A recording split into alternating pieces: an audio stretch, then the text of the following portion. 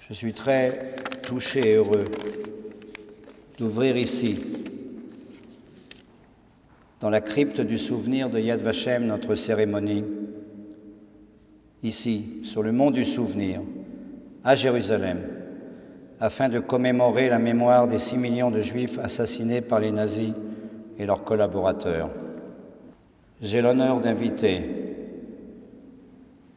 M. Hassan Chalgoumi et son Excellence l'ambassadeur Bigot à rallumer la flamme du souvenir.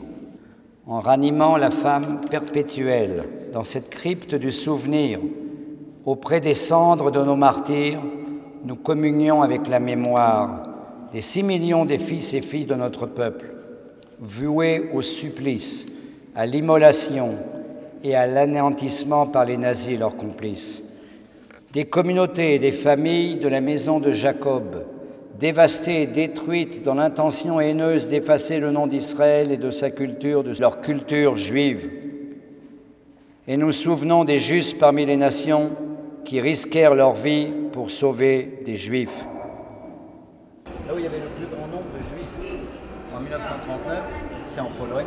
Il y avait entre 3 millions et 3,5 millions de Juifs, à peu près 10% de la population, qui vivaient quasiment en autonomie grâce au traité de Versailles, qui donnait aux minorités nationales une autonomie. Vous comprenez ce que je veux dire? Le premier but, c'est partez les Juifs, partez, partez, partez.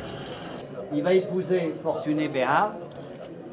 Il se marie avec l'étoile jaune, donc c'est après le 7 juin 42 et avant le 16 juillet 42. Et maintenant, on peut commencer, les idéalistes commencent à pousser dans le régime. Quand est-ce qu'on commence à tuer réellement? Maintenant, ils hésitaient de tuer en Allemagne, de côté de l'Ouest. Ils ont même organisé, on ne l'a pas vu, c'est le ghetto de Térésine, un ghetto pour la publicité. Ils ont fait un film, regardez comme les gens sont heureux. Et ils passent une sélection. Ceux qui vont directement à la mort et ceux qui vont à la vie, entre guillemets à la vie, parce qu'il s'agit d'une mort lente. Ceux qui vont être choisis pour le travail, on va le voir tout à l'heure. Ceux qui vont directement à la mort ne savent pas où ils vont. C'est surtout les femmes, les enfants, les personnes âgées qui ne peuvent pas travailler, être sélectionnées pour le travail. On brûle dans les fours crématoires. Ça ne va pas suffire les fours crématoires, donc on va brûler au grand air sur des rails. C'est comme un grill, je m'excuse du mot que je vous dis. C'est comme ça que ma famille est morte. Mon grand-père, ma grand-mère, 40 personnes de ma famille. C'est un peu difficile d'expliquer. Le jour de la libération, parce qu'ils vont se jeter sur la nourriture, mais ils sont tellement maigres qu'ils ne vont pas pouvoir supporter.